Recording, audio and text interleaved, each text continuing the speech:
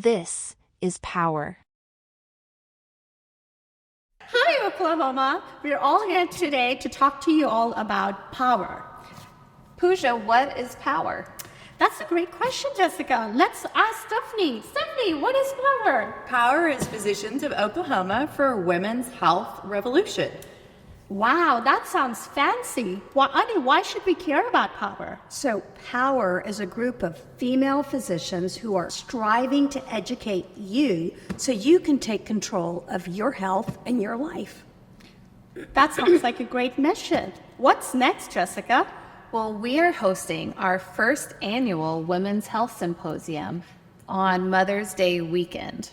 Mother's Day weekend. That's so exciting.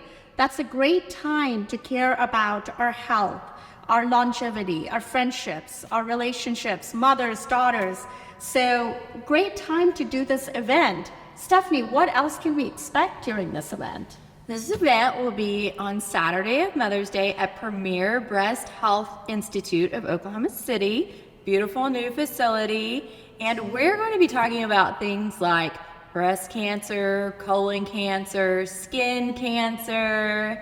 And the most important stuff like sex, Botox, fillers, and plastic surgery.